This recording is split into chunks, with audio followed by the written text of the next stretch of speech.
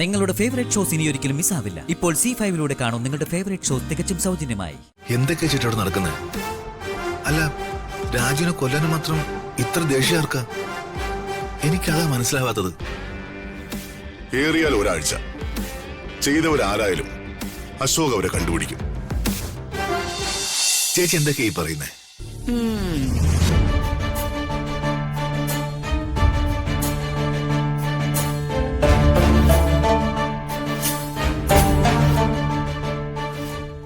പ്രതാപ, ഇന്ന് നേരത്തെ ആണല്ലോ.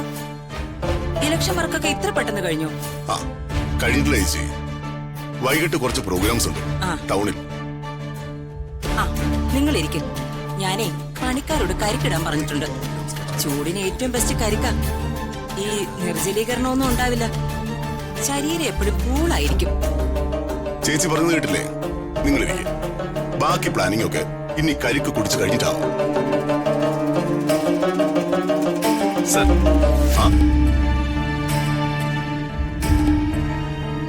അശോക് സർ, താനിരിക്കും.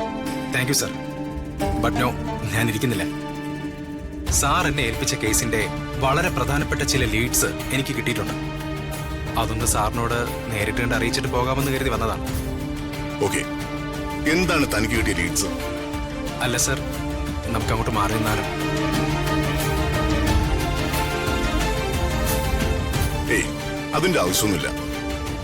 എന്നെ പോലെ തന്നെ ഈ കേസിനെ കുറിച്ച് അറിയാൻ ആഗ്രഹമുള്ളവരാ ഇവിടെ ഉള്ളവരെല്ലാം. So you can.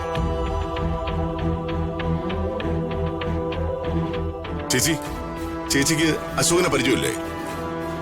ഇല്ല. അശോക് കേരള പോലീസിലെ സ്പെഷ്യൽ ഇന്റലിജൻസ് വിങ്ങിലെ ഉദ്യോഗസ്ഥനാണ്. ഹലോ. രാജുവിനുണ്ടായ ആക്സിഡന്റ്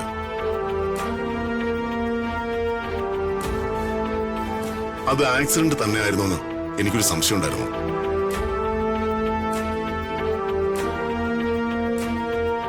മിസ്റ്റർ അശോകിനോട് രാജുവിനുണ്ടായ ആക്സിഡന്റിനെ കുറിച്ച് അന്വേഷിക്കാൻ ഞാൻ പറഞ്ഞു.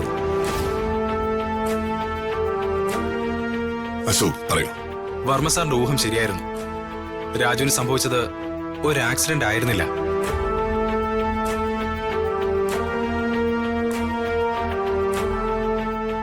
അതൊരു കൊലപാതക ശ്രമം തന്നെയായിരുന്നു.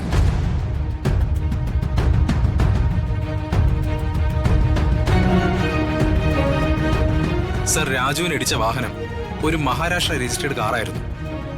ഒരു ആക്സിഡന്റ് ഉണ്ടാവുമ്പോ അതുണ്ടാകാൻ കാരണമായവർ ചിലപ്പോ പേടിച്ച് അവിടെ നിന്ന് രക്ഷപ്പെടാൻ ശ്രമിക്കും.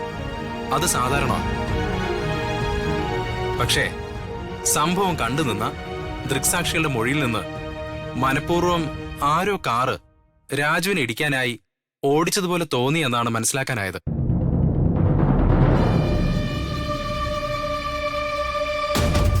പിന്നെ ആ കാറിന്റെ നമ്പർ അത് ഫേക്ക് ആയിരുന്നു സർ.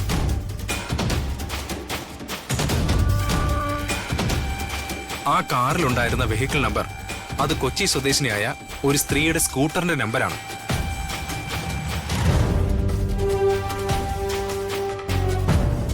എന്റെ ഊഹം ശരിയാണെങ്കിൽ ഇത് പ്ലാൻ ചെയ്തതും നടത്തിയതും ഈ നാട്ടിൽ തന്നെയുള്ള രാജുവിന്റെ മൂവ്മെന്റ്സ് ശരിക്കും അറിയാവുന്ന ആരോ ആണ്.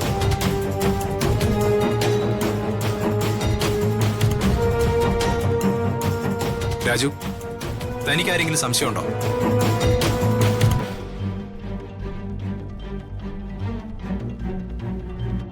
എന്തെങ്കിലും മുൻവൈരാഗ്യങ്ങളോ വ്യക്തിവൈരാഗ്യങ്ങളോ അങ്ങനെ എന്തെങ്കിലും? ഏയ്, അവനങ്ങനെ ശത്രുക്കളാരുമില്ല.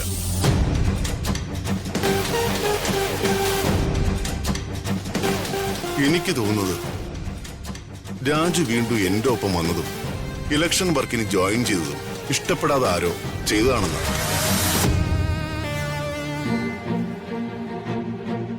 സാധ്യതയുണ്ട് സാർ. അന്വേഷിക്കണം. അത് ചെയ്തത് ആരായാലും അവരെ കണ്ടുപിടിക്കണം. ഞാൻ പ്രത്യേകം പറയണ്ടല്ലോ, കയ്യിൽ കിട്ടിയാൽ ഉടനെ കേസ് ചാർജ് ചെയ്യാനൊന്നും നിൽക്കണ്ട.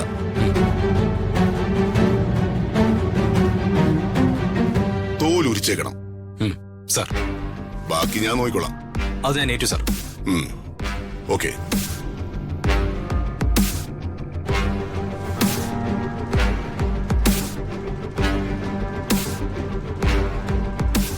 എന്തൊക്കെയാ ചേച്ചി അവിടെ നടക്കുന്നത്?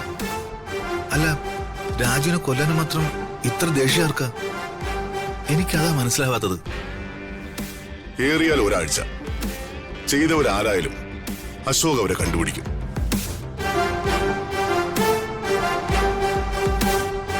അപ്പോ നമുക്കറിയാലോ ശേഖര, ആരായിരുന്നു, എന്തിനു വേണ്ടിയായിരുന്നു എന്നൊക്കെ.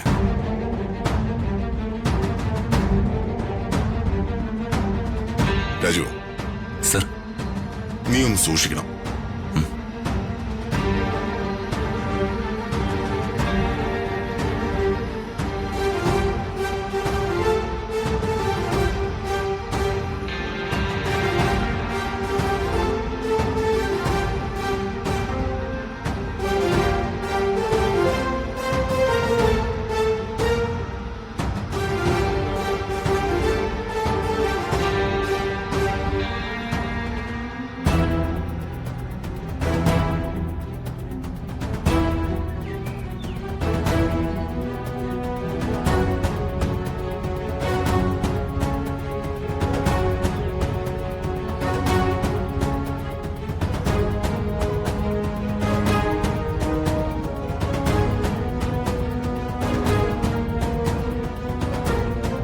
നിനക്കുണ്ടായത് ഒരു ആക്സിഡന്റ് അല്ല രാജു, കൊലപാതക ശ്രമമാണെന്ന് അയാൾ പറഞ്ഞപ്പോ എനിക്കെന്റെ തല കറങ്ങുന്നത് പോലെ തോന്നിയത്.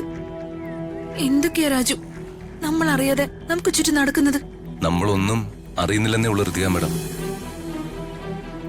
എല്ലാം അറിഞ്ഞുകൊണ്ട് നമ്മൾ ചെയ്തതിന്റെ ഫലങ്ങൾ തന്നെയാ നമുക്ക് നേരെ വന്നുകൊണ്ടിരിക്കുന്നത്. അച്ഛന്റെ സംശയം ശരിയാണെന്ന് എനിക്ക് തോന്നുന്നത്. രാജു അച്ഛന്റെ ഒപ്പം വീണ്ടും നിൽക്കുന്നത് അച്ഛന്റെ എതിർ സ്ഥാനാർത്ഥികൾക്ക് ഇഷ്ടപ്പെട്ടിട്ടില്ല രാജു. അവരിൽ ആരെങ്കിലും ഒരാൾ തന്നെ ആയിരിക്കും രാജുവിനെ. ഒരിക്കലും അല്ല മാഡം. അക്കാര്യത്തിൽ വർമ്മ സാറിന്റെ കണക്ക് കൂട്ടലുകൾക്ക് പിഴവ് സംഭവിച്ചിട്ടുണ്ട്. അതെ മാഡം, നിങ്ങൾ കരുതുന്ന പോലെ ഒരു ആക്സിഡന്റിലൂടെ എന്നെ തീർത്ത് കളയാന്ന് വിചാരിച്ചത് വർമ്മ സാറിന്റെ രാഷ്ട്രീയ ശത്രുക്കളൊന്നും അല്ല.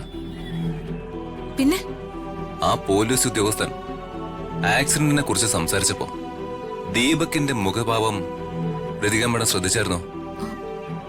ഇല്ല രാജു. എന്നാ ഞാൻ ശ്രദ്ധിച്ചു. അതുവരെ നോർമലായിട്ട് ബിഹേവ് ചെയ്തുകൊണ്ടിരുന്ന അവന്റെ മുഖത്ത് ആ കാര്യം കേട്ടപ്പോഴുണ്ടായ ഭയവും വേവലാതിയും ഞാൻ കണ്ടു. ഞാൻ അത് കണ്ടു എന്ന് മനസ്സിലായപ്പോ അതിവിദഗ്ധമായി അതവൻ മറക്കാനും ശ്രമിച്ചു.